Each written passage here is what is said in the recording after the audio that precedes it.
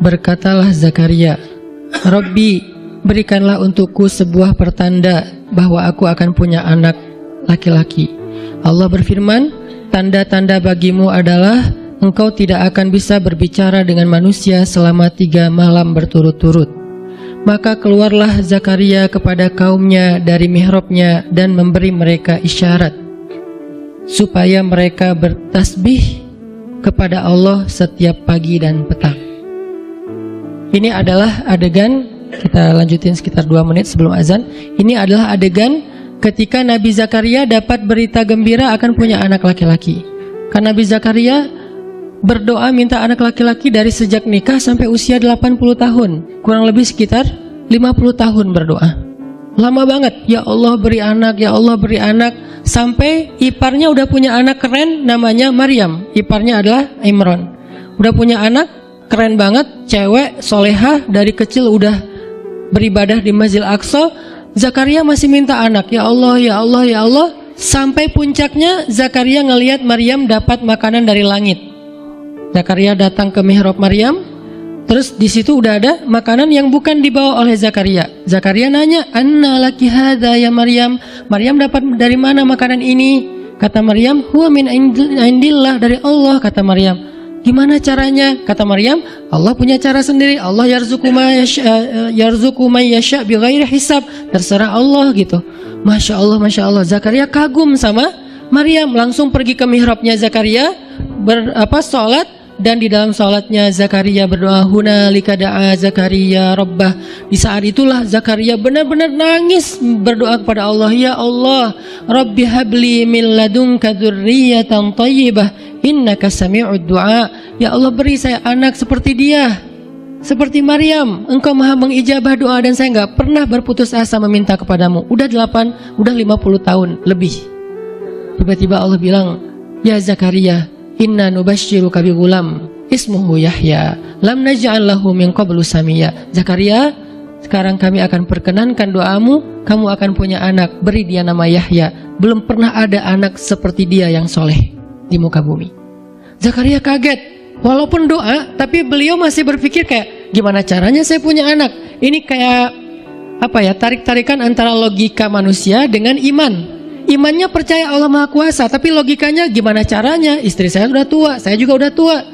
Lalu Nabi Zakaria bertanya untuk biar lebih tenang, supaya logikanya nggak ragu lagi. Kalau imannya udah mantep, tinggal logika. Zakaria tanya, beri saya ij'al li ayah, beri saya bukti, tanda gimana cara saya punya anak. Kata Allah, tandanya alla tukalliman nas salasa layalin sawiya. Kamu tiba-tiba nggak bisa ngomong. Kamu sehat, kamu nggak punya masalah, tapi kamu nggak bisa ngomong. Mau ngomong tuh gak bisa. Kamu bisa tilawah, kamu bisa zikir, tapi kamu gak bisa ngomong. Bisa subhanallah, subhanallah, subhanallah. Bisa alhamdulillahi rabbil alamin. Gak bisa. Jadi baca Quran, kalau ada Quran, tapi dulu kan Taurat ya. Baca Taurat bisa, zikir bisa, hayya ala sholah, kalau azan ada azannya bisa. Pokoknya semua bisa kecuali mau ngomong tuh gak bisa. Masya Allah ya, luar biasa. Kenapa? Karena Allah pengen Zakaria zikir aja 3 hari. Jangan ngomong dengan manusia walaupun ucapannya baik, kecuali zikir. Jadi kalau mau ngomong dengan manusia, subhanallah, masya Allah, alhamdulillah, bismillah, cuman gitu doang ngomongnya. Gak bisa, lu mau kemana? Gak bisa. Insya Allah, gitu. Jadi cuman bisa zikir. Saking Allah pengen Zakaria menghabiskan 3 hari sebelum Allah tunjukkan keajaiban hanya dengan berzikir. Apa poinnya di sini? Kalau kita pengen ada keajaiban dalam diam, maka isilah diam kita dengan zikrullah. Dan salah satu cara Allah Subhanahu wa taala mendidik Nabi Zakaria untuk menjemput keajaiban itu adalah Allah menyuruh Zakaria untuk diam dan mengisi diamnya dengan zikratullah bukratan wa asiyya, mengingat Allah pada waktu pagi dan pada waktu petang. Artinya diisi dengan zikir. Dan waktu itu Nabi Zakaria menurut ulama tafsir, beliau tidak cacat lisannya, benar-benar bisa ngomong. Hanya tidak bisa bicara dengan manusia, tapi bisa berzikir. Jadi beliau bisa zikir, bisa mengucapkan kalimat-kalimat Alkitab, yaitu Taurat. Beliau bisa membaca ayat-ayat Allah, beliau bisa mengucapkan kalimat bismillah dan seterusnya, tapi nggak bisa ngomong dengan manusia. Dan itu terjadi selama 3 malam. Dan akhirnya setelah 3 malam, Nabi Zakaria tiba-tiba dapat berita gembira kalau istri beliau hamil. Ini pelajaran penting banget buat kita. Kalau ini pernah berlaku terjadi kepada Nabi Zakaria, keajaiban dengan cara kayak gini, maka ini juga akan terjadi kepada kita.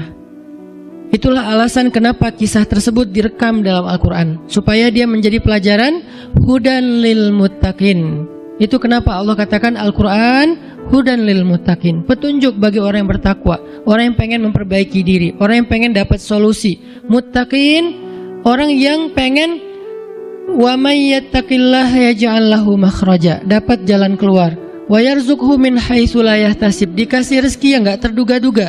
Wa may yattaqillaha yaj'al lahu min amrihi yusra, diberikan kemudahan. Wa may yattaqillaha yaj'al lahu yukaffir anhu sayyi'atih, dihapuskan semua dosa. Wa yu'dhim lahu ajra, dikasih reward yang berlipat-lipat. Maka siapa yang pengen dapetin keajaiban-keajaiban orang bertakwa itu, maka jadikanlah Al-Quran sebagai petunjuknya, hudan lil muttaqin. Nah, gimana cara kita jadiin Al-Quran sebagai petunjuk? Jawabannya juga ada di ayat yang sama, la raiba fih, jangan ragukan ayat-ayat Al-Quran, termasuk kisah-kisah yang ada di dalamnya.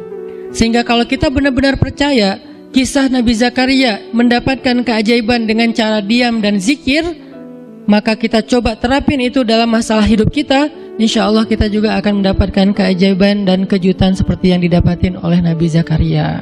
Itu pesan poin yang ada di dalam ayat 10 dan 11 surat Maryam. Sehingga buat sebagian orang yang mungkin ngerasa selama ini sering disakiti, sering dicuekin, sering didebat, sering diapain, jangan terlalu diladenin. Kadang-kadang ada teman saya nanya ke saya, Ustadz, ini ada yang ngomongin Ustadz gini di sosmed, perlu kita balas nggak nih? Saya bilang udah diamin aja. Itu tuh santai, tapi sebetulnya itu ada kayak alasan kenapa saya memilih sikap itu, bukan karena kayak males ribut. Sebetulnya kadang-kadang kan ribut itu kayak nyenengin ya, kayak olahraga apa ya, emosi gitu kan. Rame-rame di sosmed itu kayak asik kan, kayak kita ngegame gitu kan. Jadi nge-replay komen-komen orang kayak lucu-lucuan gitu. Saya pernah lihat Rachel V-nya bagus juga sih. Ini bukan dalam hal negatif tapi positif, makanya saya sebutnya nama. Rachel itu kan main kemarin ke Australia sama New Zealand. Terus ada dia lagi foto-foto gitu di sana bareng dengan suaminya. Tiba-tiba ada yang komen, Sel, lo nggak cocok di tempat itu, tempatnya bagus tapi gara-gara lo jadi kurang bagus gitu. Terus dia jawab, ya gue nggak cocok tapi dompet gue cocok, kata dia. Kadang-kadang perlu digituin juga sih ya, biar paham. Karena kata Ustaz Abdul Somad, sombong kepada orang yang sombong adalah sedekah. Tapi itu mah pilihan. Rasal memilih sikap santuy. Tapi dengan dia guyonin, kalau saya memilih sikap diam aja deh. Karena saya takut kalau saya ngomong malah jadi panjang debatnya, dan saya merasa nggak mampu untuk selalu membela diri dengan argumen. Karena membela diri dengan argumen kadang-kadang ya, kalau bahasa Ustaz Umar Mita, orang yang mencintaimu tidak butuh alasan, orang yang membencimu tidak akan menerima alasan. Jadi kayak ya udahlah, diamin aja.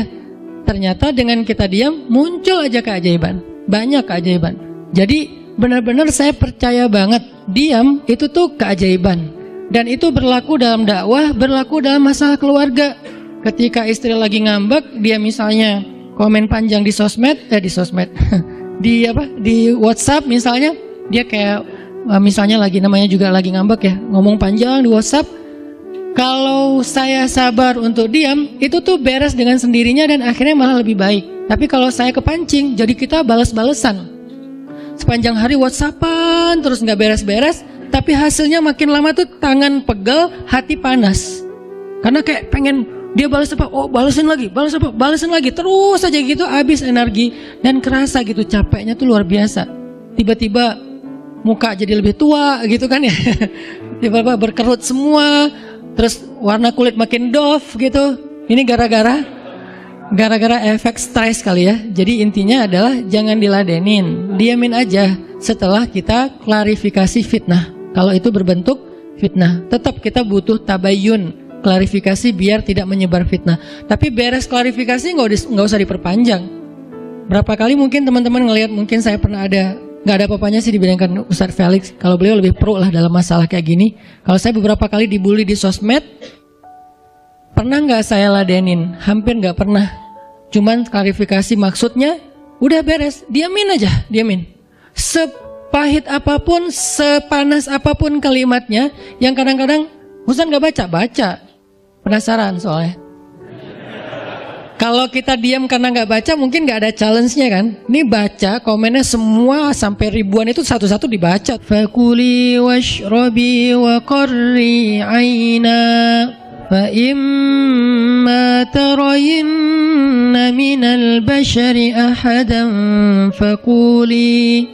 فقولي إني نذرت للرحمن صوما فلن أكلم اليوم إنسيا فأتت به قومها تحمله قالوا يا مريم لقد جئت شيئا فريا يا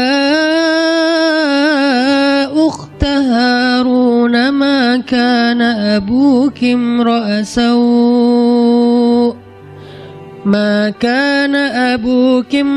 سوء وما كانت أمك بغيا فأشارت إليه قالوا كيف نكلم من كان في المهد صبيا. Dan maka makan dan minumlah dan bersenang hatilah engkau wahai Maryam, dan jika engkau bertemu dengan seseorang, katakanlah sesungguhnya saya telah berazam untuk berpuasa pada hari ini dan saya tidak akan berbicara dengan manusia pada hari ini. Lalu Maryam pun datang kepada kaumnya sambil menggendong bayinya. Kaumnya berkata, wahai Maryam, engkau datang kepada kami dengan membawa kalau bahasa kita tuh pembawa apa istilahnya? Sial. Apa ya? Dengan membawa keburukan. Jadi kayak dianggap pembawa kesialan. Wahai saudari Harun, sesungguhnya ayahmu bukanlah seorang yang nista ataupun pendosa, dan begitu juga dengan ibumu bukanlah perempuan yang hina. Lalu Maryam memberi isyarat, fa'asyarat ilaih, memberi isyarat dengan menunjuk ke arah bayinya. Lalu mereka berkata, bagaimana kami akan berbicara dengan seorang bayi yang masih digendong oleh ibunya, maksudnya masih terlalu kecil. Ini adalah cuplikan adegan Maryam ketika baru pulang kampung. Jadi ceritanya di ayat sebelumnya, ketika kandungan Maryam semakin besar dan nggak bisa disembunyikan dari penglihatan manusia, Maryam pun pergi menjauh ke sebuah tempat yang tidak ada siapa-siapa. Fahamalathu fantabadat bihi makanan qasiyya. Dia menjauh, mengucilkan diri ke tempat yang nggak dilihat oleh siapa-siapa sampai melahirkan. Jadi kurang lebih sekitar 3 bulan 4 bulan Maryam nggak ada di Al-Quds, nggak ada di di Masjidil Aqsa dan sekitarnya. Dia pergi mengasingkan dirinya supaya tidak ada yang menghujat Maryam karena ngelihat perutnya sudah semakin besar dan dia nggak punya suami. Setelah melahirkan, akhirnya Allah perintahkan Maryam untuk pulang. Setelah Allah ngasih makan, minum dan kebahagiaan buat Maryam, fakuli washrobi wa qarri aina, dengan adegan korma yang menjatuhkan buah-buah rutop dan seterusnya, pulanglah Maryam. Nah, Maryam tahu ketika dia pulang dengan membawa bayi, dia pasti akan dihujat, dicela, dicaci maki, dibully oleh kaumnya. Lalu Allah memberi kepada Maryam bekal. Gimana cara ngadepin yang kayak gitu-gitu? Kata Allah, kalau kamu ketemu manusia, ketemu orang-orang, ketemu kaummu, bilang ke mereka, saya tidak berdebat hari ini. Saya nggak akan berdebat. Jadi dia tetap bisa ngomong. Tapi dia bilang, saya nggak akan berdebat. Saya nggak akan bicara dengan siapapun hari ini karena saya sudah bernazar untuk diam. Bilang kayak gitu kepada kaummu.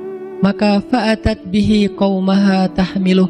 Maka datanglah Maryam kepada Al-Quds, kepada kota Al-Quds dengan membawa bayinya yang digendong. Datang. Baru dari ujung kota kelihatan Maryam, muncullah orang-orang Bani Israel semuanya rame di pasar-pasar mereka, semuanya menghadang Maryam. Maryam tiba-tiba dihadang di gerbang kota Al-Quds. Gak boleh masuk kota Al-Quds. Tadinya ada yang satu orang lihat, Maryam, Maryam, Maryam. Langsung dia datang ke kota, dia umumkan ke semua orang, wahai Bani Israel, perempuan yang hina yang kita cari-cari sekarang sudah datang membawa bayi haramnya, membawa bayi selingkuhnya, membawa bayi hasil zinanya. Akhirnya orang-orang yang ada di Masjidil Aqsa, yang ada di rumah-rumah, yang ada di pasar, semuanya berkumpul di depan gerbang kota, menghalang Maryam masuk. Kebayang gak perasaan Maryam? Padahal dia itu lahir di situ, dia beribadah di situ, ayahnya orang situ, ulama pula, pamannya Nabi pula di situ, tapi dia sekarang dihadang oleh semua penduduk Al-Aqsa, penduduk Al-Quds, Bani Israel. Ketika Maryam mendekat, mereka mengatakan, "Ya Maryam, laqad ji'ti syai'an fariya." Ini bahasa Al-Quran. Kalau aslinya lebih tercela daripada ini, karena ini bahasa Al-Quran yang tinggi, Allah menggunakan bahasa simbolik saja. Yang terjadi, mereka mencela Maryam. Mereka bilang, Maryam kamu pembawa sial, Maryam kamu perempuan hina, Maryam kamu tukang zina, Maryam kamu selingkuh, Maryam kamu ternyata pelakor, segala macam. Kebayang gak seorang perempuan yang mulia dituduh dengan kata-kata kayak gini? Sedih, pengen jawab, pengen bilang, saya ini gak pernah berbuat dosa, ini nih Allah yang ngasih kepada saya gak punya suami, dan saya diberikan anak yang suci dan segala macam. Enggak. Tanya kepada Zakaria kalau nggak percaya, saya punya buktinya segala macam. Nggak usah, diam aja. Maryam bisa ngomong kalau mau. Maryam, by the way, adalah perempuan secerdas Sayyidah Aisyah. Dia itu kayak Aisyah cerdasnya, kayak Khadijah bijaksananya, kayak Fatimah lembutnya, kayak Asiyah sabarnya. Maryam itu istimewa. Sampai sebagian ulama mengatakan Maryam satu-satunya nabi dari perempuan, satu-satunya nabi dari golongan perempuan. Sebagian kecil ulama ada yang menyebutkan demikian, sehingga mereka menyebut Maryam alaihassalam. Saking Maryam ini keren banget, istimewa banget. Tapi jumhur ulama sejarah mengatakan Maryam bukan nabi, tapi dia perempuan solehah, orang soleh, bahkan satu dari 4 perempuan sempurna di muka bumi, dan tidak ada yang kelima. Cuman ada 4. Kamula minar rijali katsir, kata Nabi. Laki-laki yang sempurna itu banyak, yaitu para rasul dan para nabi. Walam yakmul minan nisa illa arba'ah. Tidak ada perempuan yang sempurna kecuali 4. Asiyah istri Fir'aun, kemudian Maryam anaknya Imran, kemudian Khadijah istri Rasulullah, dan Fatimah bintu Rasulullah. Artinya Maryam ini istimewa banget. Dia kalau mau argumen, dalilnya lebih banyak daripada para rabi-rabi Yahudi yang ada di situ. Karena ketika Maryam dulu berkhidmat di Masjidil Aqsa, Maryam itu nggak belajar seperti yang lain-lain. Karena kan dulu orang Bani Israel itu paling anti sama cewek ya. Buat mereka perempuan itu kasta kedua. Seolah-olah perempuan itu nggak punya hak yang sama dengan laki-laki. Laki-laki punya hak belajar di Masjidil Aqsa, perempuan nggak boleh. Ini kesenjangan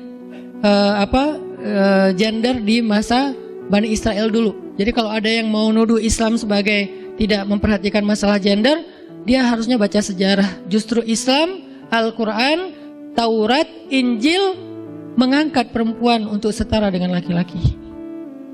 Awalnya perempuan itu hina di masyarakat Bani Israel, dianggap pembawa sial. Sampai masyarakat jahiliyah sebelum Islam datang, apa yang terjadi dengan bayi perempuan? Dibenamkan dalam pasir hidup-hidup, dibunuh, dilempar dari bukit supaya mati langsung seketika. Kenapa? Termasuk Umar pernah membunuh bayi perempuan. Umar radhiyallahu an. Kenapa dia sedih banget? Karena dia ingat masa lalu ketika dia pernah membunuh bayi perempuan. Kenapa mereka membunuh bayi perempuan? Karena dianggap perempuan ini membawa sial. Tapi datang Islam mengubah tradisi itu, mengubah persepsi publik. Yang tadinya perempuan dianggap hina, dalam Islam dikatakan surga ada di bawah telapak kaki ibu. Muncul harga diri perempuan naik. Apalagi sebaik-baik kalian, yang paling baik untuk istrinya, dan aku yang paling baik untuk istriku di antara kalian. Muncul lagi hadis, kalau seandainya laki-laki mau bersabar terhadap istrinya, maka harusnya dia bersabar 70 kali sehari kalau dia disakiti oleh istrinya. Yang ke 71 baru dia boleh marah. 70 belum boleh marah. Jadi perempuan, ibu-ibu, istri kalau mau bikin suaminya sebel sampai 69 atau 70 boleh lah. Tapi yang ke 71, nah ini udah layak dimarahin. Tapi kan gak pernah ada sampai 70 kan. Paling juga 10%-nya lah, 7 kali sehari. Dan itu istiqomah setiap hari. Hari ini kok kamu gini lagi sih, kemarin udah beda hari, jadi beda hitungannya, 0 lagi mulai dari awal. Tapi nanti ada hadis penyeimbang. Nabi itu kan bijaksana banget. Yang diajarin bukan cewek doang, cowok juga diajarin. Ketika hadisnya supaya memuliakan perempuan ada, nanti ada lagi hadis laki-laki. Seandainya seorang perempuan menjilat luka dan darah dan nanah di tubuh suaminya, itu belum bisa membayar satu saja kebaikan suami kepada dia. Jadi menjilat lukanya aja belum bisa bayar kebaikan, terus ngapain marah-marah coba. Sehingga dua-duanya ada nasihat untuk suami. Kalau istrinya lagi ngambek, namanya juga lagi sedih, ya udah kamu sabar aja 70 kali. Untuk istri, jangan ngambek, karena kalau kalian berbuat baik aja belum bisa bayar kebaikan mereka. Terus gimana dong Ustadz? Ya udah, sekarang solusinya adalah sama-sama mengambil sisi baiknya.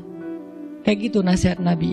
Makanya saya agak kurang setuju kalau khutbah Jumat itu memakai hadis menjilat darah dan nanah, karena yang dengar suami. Wah bener nih khutbah Jumat, saya senang banget khutbah Jumat hari ini. Pulang-pulang, mah tadi khutbah Jumat keren banget. Nih mah, saya kebenaran aku catat. Nih mah, gak bisa. Kalau khutbah Jumat, pakailah hadis sabar 70 kali.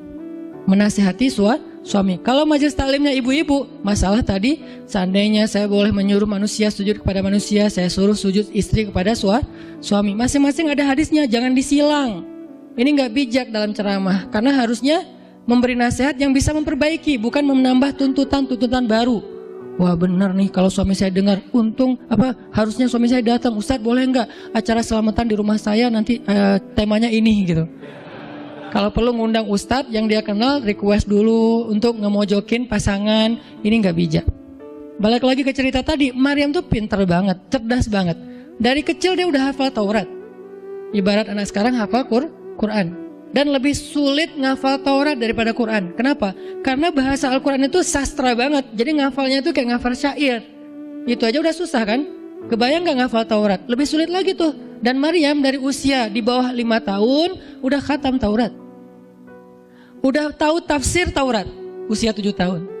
Bahkan saking keren dan pinternya Maryam, kadang-kadang ketika Maryam ngobrolin tentang Taurat sama Zakaria, itu Zakaria sampai geleng-geleng kepala. Maryam, gitu maksudnya? Sampai nanya ke Maryam, gitu om maksudnya. Maryam ngomongnya ke Zakaria udah kayak ngajar gitu. Saking pinternya Maryam. Jadi hadis-hadis Zakaria Maryam hafal. Kan para anbiya tuh punya hadis kan. Hadis Zakaria dihafal oleh Maryam. Tauratnya Musa dihafal oleh Maryam. Kebijaksanaan para nabi dihafal oleh Maryam. Dia dari usia 10 tahun itu udah jadi ulama besar Maryam. Artinya kalau misalnya orang mau berargumen dengan Maryam, dia punya banyak bahan, dia punya banyak narasi. Dia lagian Maryam itu pintar ngomong. Tapi Maryam diam. Jadi kalau kita ngerasa pintar ngomong, pintar komen, pintar apa, tetap aja kita punya alasan harusnya kita diam, karena Maryam yang lebih daripada kita ternyata juga diam. Akhirnya Maryam diam. Dikatakan ya ukhta Harun, diingatkan lagi dengan kemuliaan keluarga Imran. Ya ukhta Harun, ma kana abuki imra'asau wa ma kanat ummuki baghiyya. Ayah kamu itu Imran loh Maryam, kamu enggak malu punya bayi di luar pernikahan sementara keluarga kalian itu keluarga baik-baik. Apa kamu tega menyakiti ayahmu, mencoreng nama besar dan nama baik keluarga besarmu? Dan seterusnya. Maryam makin luar biasa, panas banget, sedih banget. Dan Maryam itu yang lebih berat lagi teman-teman. Mungkin kalau kita digituin agak kebal ya. Terutama cowok lah. Cowok kalau digituin agak kebal karena emang kurang berperasaan sih kalau cowok ya. Coba lihat dari angle cewek. Cewek itu lebih peka loh dari kita. Kita mah mungkin lebih mudah lah diam. Diomelin, diam aja. Karena kita kan orangnya agak santuy gitu kan. Kalau cewek tuh gak bisa gitu. Makanya lihat angle ini dari angle cewek. Kalau tadi Zakaria, sekarang Maryam. Dan Maryam lebih peka daripada semua cewek yang ada di muka bumi. Lebih perasa lagi daripada perempuan yang ada di muka bumi. Sangat-sangat pemalu. Saking pemalunya, ketemu cowok keren, ta'awuz coba. Cewek itu perasaannya lebih dalam daripada kita. Jadi kalau misalnya cewek-cewek, Maryam tuh gak punya, ketemu cowok keren aja dia ta'awuz. Siapa cowok keren yang ditemui Maryam? Gabriel loh yang ditemuin. Dan waktu itu Jibril menjelma Fatamatsala laha basyaran sawiyya. Jibril menjelma sebagai basyaran sawiyya. Allah yang ngomong tuh, cowok keren. Allah yang bilang keren. Kalau kita merasa udah paling keren, menurut Allah biasa-biasa aja. Karena Allah pernah menciptakan Yusuf, Allah pernah menciptakan Muhammad, Allah pernah menciptakan Yahya. Kita merasa paling keren, Allah pernah menciptakan Sarah, perempuan paling keren juga, Aisyah, Fatimah. Jadi buat kita kayak udah kegeeran paling keren se-Bandung gitu kan ya. Menurut Allah mah biasa. Kalau Jibril, Allah sendiri yang bilang dia tuh emang keren. Jibril emang bukan malaikat, tapi kalau ketemu manusia, kecuali para nabi, Jibril itu menjelma sebagai manusia supaya tidak terlihat wujud aslinya, karena nggak kuat orang ngelihat wujud aslinya Jibril. Nabi Muhammad aja pertama ngelihat Jibril dengan wujud aslinya pas di Gua Hira itu lari tuh, takut, saking ngerinya Jibril tuh. Jangankan manusia, malaikat aja segan sama Jibril. Jibril lewat, malaikat nggak berani malaikat. Kenapa saya bilang kok disegani? Allah yang bilang di Al-Quran, dia itu malaikat yang disegani. Dzu mirratin. Dzu mirrah kalau bahasa kita, malaikat yang sangat berwibawa. Sehingga di antara malaikat aja nggak ada yang sembarangan bicara sama Jibril. Mau bicara sama Jibril kayak, aduh segan, malu, gitu malaikat. Cuma nggak pakai, itu mah Sunda ya. Pokoknya malaikat mah nggak berani ngomong sama Jibril saking segannya. Kenapa? Gagah banget wujud aslinya. Ketika dia membentangkan sayapnya, itu sayap menutupi timur dan barat. Jadi matahari, bulan, bintang udah nggak kelihatan. Yang kelihatan cuma Jibril dengan keagungannya. Itu belum Allah ya, baru ciptaan Allah. Jibril salah satu makhluk Allah yang paling agung. Sehingga saking kerennya Jibril, Allah nggak menyebutnya dengan nama malaikat, padahal golongannya malaikat, tapi Allah menyebutnya dengan Ruhul Quds, Roh Kudus, yaitu Jibril. Nah, ketika ketemu dengan Maryam, Jibril bermisal itu menjelma sebagai basyaran sawiyah, cowok keren banget. Saking kerennya Jibril, Umar aja terkesima ngeliat Jibril. Pernah Jibril datang ngajarin iman, Islam, ihsan kepada Nabi Muhammad, dan Umar ngelihat Jibril terkesima, nggak bisa ngomong, diam aja, benar-benar speechless banget nih Umar. Jibril udah pulang, baru Nabi nanya, Umar tahu nggak itu siapa? Hah, apa Rasul? Gitu. Saking masih kayak terkesima, apa Rasul? Tahu nggak barusan siapa? Siapa ya Rasulullah? Saya nggak kenal orang itu, kok keren banget. Kata Rasul, itulah Jibril. Masya Allah, itu Jibril. Ya Alhamdulillah bisa ngeliat Jibril langsung, tahu gitu tadi, gitu ya.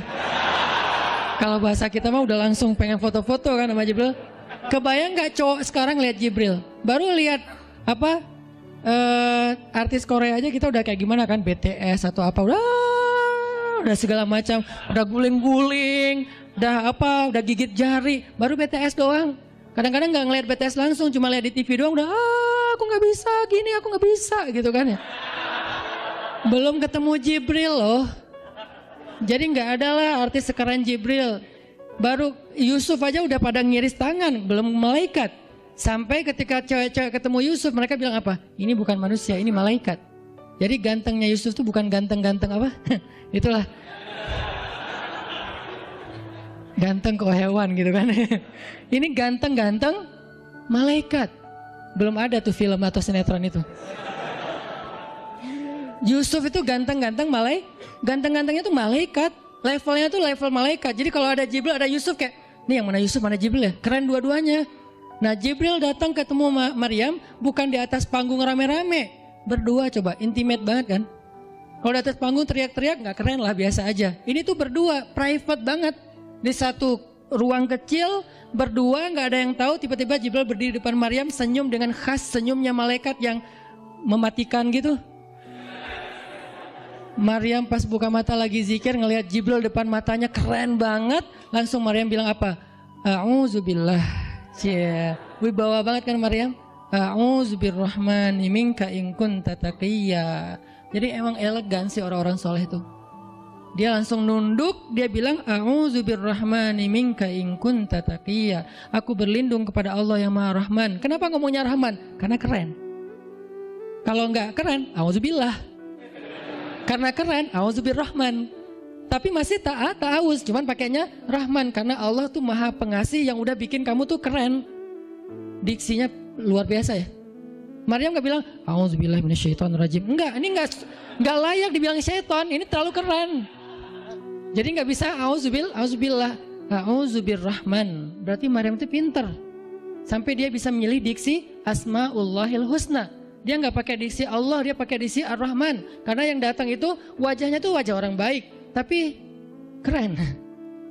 Akhirnya, a'udzubirrahmani minka in kunta taqiyya, kata Maryam. Jibril juga elegan, paham maksud Maryam. Maksudnya, kamu siapa? Itu pertanyaannya. Maryam nggak nanya, kamu siapa ya? Enggak gitu. Kan kayak culun-culun, kayak caper gitu kan. Kak, kamu siapa ya? Aku ada salah sama kamu. Enggak gitu sih Maryam ngomongnya. Saking elegannya Maryam, dia nanya kamu siapa tapi pakai kalimat zikir. Keren gak sih? Kita kadang-kadang zikir A'udzubirrahmani minka in kunta taqiyya. Artinya apa, Mbak? Sama-sama gak elegan ya. Kalau Maryam sama Jibril dua-duanya elegan. Bahasa orang elegan itu emang banyak kode sih. Jadi kita mah yang polos-polos kayak gini, yang remeh-remeh rempeyek gak jelas gini, ya gak akan paham kalau gak baca tafsir. Makanya kalau mau theater of mind, baca Quran itu pakai tafsir, pakai kisah, baru kita ngerti kondisinya. Oh gitu banget ya, dahsyat banget ya kejadian waktu itu. Jibril datang dengan wujud yang kerennya. Maryam pengen nanya, kamu siapa? Kok tiba-tiba masuk ruangan saya? Tapi bahasanya, A'udzubirrahmani minka in kunta taqiyya. Aku berlindung kepada Allah yang maha baik darimu kalau kamu takut kepada Allah. Maksudnya kamu siapa? Takut gak kamu sama Allah? Baru Jibril mengatakan, saya adalah utusan Allah, berarti malaikat, untuk memberi kabar kepadamu kalau kamu akan punya anak. Baru Maryam melihat, gimana saya punya anak? Ya udah ada obrolan nih. Dan mereka udah biasa aja, oh Jibril, saya kira siapa? Udahlah, gak mungkin. Artinya udah kayak gitu nih kesolehan Maryam. Artinya Maryam itu orang yang sangat peka banget, perasaannya dalam banget. Terus nanti ketika Maryam melahirkan anak, tahu gak kata-kata Maryam apa? Ya laitani mittu qabla hadha wa kuntu nasyam mansiya. Saat Maryam merasakan sakitnya kontraksi, mau melahirkan Isa, Maryam itu sambil kontraksi sambil bilang, ya laitani mittu qabla hadha wa kuntu nasyan mansiya. Aduhai seandainya saya mati aja sebelum kejadian ini dan saya dilupakan oleh manusia seolah-olah saya tidak pernah ada. Kenapa Maryam ngomong kayak gini? Maryam ngebayangin betapa malunya dia nanti kalau harus membawa bayinya ketemu Bani Israel yang pada bawel. Bani Israel itu terkenal kaum yang paling bawel. Bawelnya banget. Kalau kita baca Al-Baqarah itu isinya kebawelan Bani Israel. Kata Nabi Musa, sembelihlah Al-Baqarah. Al-Baqarah itu kan banyak, yang warna apa? Cari yang warnanya bersih. Yang bersih kan juga ada belang-belangnya nggak dikit. Terus yang beratnya berapa kilo, yang dari mana, dari Bali atau NTB atau dari mana, bawel banget. Udahlah, cari aja seekor sapi, sembelih, beres. Tapi nanya lagi, bertele-tele. Itulah Bani Israel. Dan Maryam tahu banget karakter kaumnya. Jangankan dengan fitnah kayak gini nih, ketemu Nabi yang udah menyampaikan hal yang benar aja, itu di debatnya tuh habis-habisan. Apalagi dengan kondisi Maryam. Makanya Maryam takut banget, dia nggak kuat menanggung malu. Kalau kita mungkin masih kuat lah nanggung malu, kadang-kadang malah malu-maluin gitu kan. Kalau Maryam gak kuat nanggung malu, berarti orang yang seperti ini harusnya kan berat banget untuk diam kan, gak akan kuat diam, harusnya dia ngomong gitu, dia belain diri. Tapi Maryam itu sisi lainnya adalah perempuan yang mukminah, siddiqah, sangat yakin sama Allah. Allah suruh diam, ya udah diam. Gimana pun dihujat, diam. Kata Allah diam. Ya Allah, mereka bilang saya itu berzina, diam. Ya Allah bilang ini anak haram, ini anak saya nih, anak yang mulia, anak yang satu-satunya ketika lahir nggak disentuh setan di antara manusia loh. Satu-satunya manusia ketika lahir nggak disentuh setan. Nabi Muhammad setannya malah diislamkan. Beda, kerannya itu beda. Kalau Isa nggak disentuh setan, kalau Nabi Muhammad setannya malah masuk Islam. Masing-masing punya keistimewaan lah. Tapi satu-satunya manusia yang lahir nggak disentuh setan cuman Isa. Kita semuanya pernah disentuh. Lahir langsung. Apa sih lo datang-datang ke dunia nambah-nambahin kerjaan gua gitu kan. Kita nih orang biasa, jadi pas lahir tuh udah ada langsung setan bisik-bisik, yuwas bisufi sudurinas. Makanya disuruh azan kan. Karena kenapa? Biar nggak dibisikin sama setan. Dan kalau bisa suara azan kita harus lebih lembut daripada suara setan, karena setan juga kayak tricky gitu. Saya ibu kamu. Anak bayi dinina bobokan sama setan, hiduplah iblis gitu-gitu kan. Jadi kayak di dokter nama setan, iblis itu keren, iblis itu soleh, iblis itu baik, tapi pakai bahasa nasyid. Lagunya tuh kayak akustik gitu, lembut banget gitu kan. Makanya suara muazin kalau azanin anaknya yang lembut, jangan azan Allah Akbar, asyhadu alla ilaha illallah. Dia males ke masjid nanti kalau udah dewasa. Kenapa? Gue males banget dengan suara ini nih. Salahnya siapa coba? Salah ayahnya. Belajar azan di Al-Latif sama Muzammil sama Teras Tahfiz biar azannya tuh kayak Allahu Akbar. Bayinya senyum-senyum. Ntar gue bisa lebih dari itu. Canda. Intinya adalah Maryam itu pemalu banget. Jadi dia bisa banget untuk ngebales, tapi dia diam. Sampai akhirnya fa'asyarat ilaih, dia memberi isyarat. Arti memberi isyarat, dia nunjuk ke arah Isa alaihissalam yang masih digendong. Kalau kalian mau ngomong aja sama bayinya. Allah yang nyuruh kayak gitu. Makin kayak marah dan makin menjadi-jadi orang Bani Israel ketika Maryam memberi isyarat nunjuk ke arah Isa. Mereka bilang, ya Maryam, kamu udah gila apa? Sekarang kamu nyuruh kami bicara dengan bayi yang masih dalam gendongan ibunya.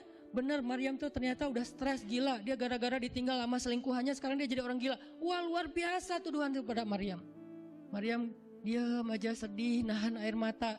Tapi bukan emotikon yang menggenang air mata di sini ya. Nahan aja air mata sampai kemudian Allah datangkan keajaiban, jadikan bayinya bicara. Qala, Isa bicara. Panjang lagi omongannya Isa. Ibuku ini baik, ibuku begini-begini, saya itu hamba Allah, saya itu anak yang suci, saya itu begini-begini, sampai beres. Baru mereka pada pulang karena mereka merasa terbantahkan semua tuduhan palsu mereka kepada Maryam. Masuklah Maryam, disambut mulia oleh beberapa orang. Maryam itu perempuan mulia, Allah mendatangkan dia sebagai keberkahan. Tadi dituduh pembawa sial, sekarang disebut pembawa berkah. Mulailah Maryam terkenal.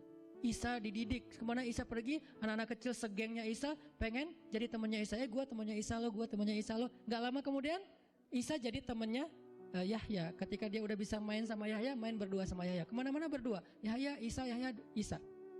Tapi usianya agak jauh berbeda. Ketika Yahya udah masuk SD, Isa barulah lahir. Jadi kayak agak sekitar 7-10 tahun lah kurang lebih mereka jarak usianya. Tapi pas Isa udah remaja, mereka udah nyambung ngobrol. Nah, kelebihan masing-masing, kalau Yahya ini penghafal kitab Taurat, datang Isa, Yahya menghafal kitab Injil. Yahya Nabi, Isa Rasul, satu level di atas Nabi. Kalau Nabi mengikuti ajaran Rasul sebelumnya, kalau Rasul membawa ajaran baru. Jadi sebelum Isa lahir, Yahya mengikuti ajaran Musa dengan kitab Tauratnya. Setelah Isa lahir, Yahya mengikuti ajaran Isa dengan kitab Injilnya. Jadi bisa dibilang Nabi yang mengikuti dua ajaran Rasul, Yahya alaihissalam. Dia menghafal dua kitab suci sekaligus, Taurat dan Injil. Perempuan Maryam radhiyallahu anha, dia menghafal kitab Taurat dan Injil dari anaknya sendiri. Inilah